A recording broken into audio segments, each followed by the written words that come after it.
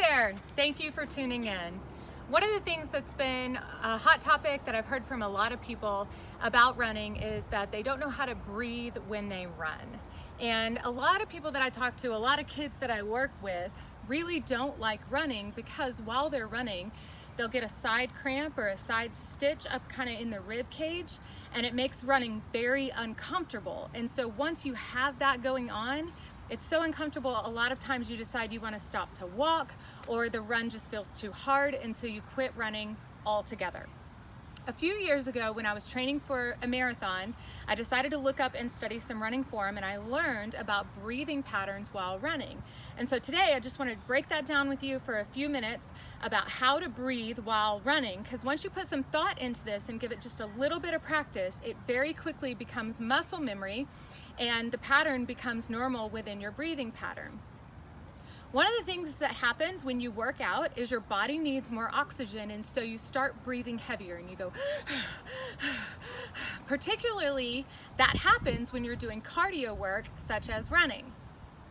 If you're breathing in that way where you're inhale, exhale, huge gusts of oxygen and then sending out just a little bit, that's when you get that side cramp, that side stitch that makes running so uncomfortable and you want to quit. The breathing pattern that you should use while you run is to inhale a shorter amount than you exhale.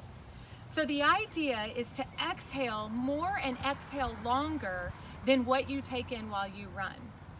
The problem with that is not the natural breathing pattern that you have when you run, because your heart rate is going up, you need more oxygen, and you just bring it in, exhale it, creates the cramp, uncomfortable, want to quit.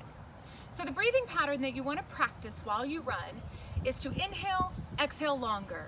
Inhale, exhale longer, and be intentional about practicing that.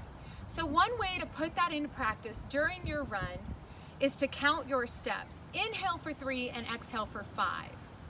Now your pattern might be a little different than that. So you might have a pattern of 2 in, 3 out, or 4 in, 7 out, whatever that is for you. For me, when I'm running an easy run, it's 3 steps in, 5 steps on the exhale.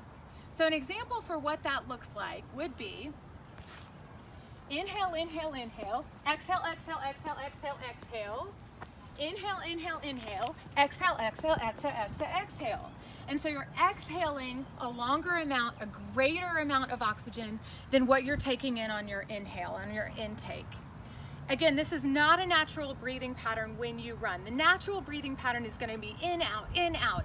But if you can push that exhale out, you will prevent any cramping that you have, thus becoming more efficient in your run and keeping your posture strong. You'll be able to run longer and you'll be more comfortable while you run. Once again, I'm going to say that this takes practice. So running is a practice, and this piece of running, bringing in this breathing pattern, is a practice. So what I want to ask you to do, challenge you to do, is to try this for 5 minutes next time on your run.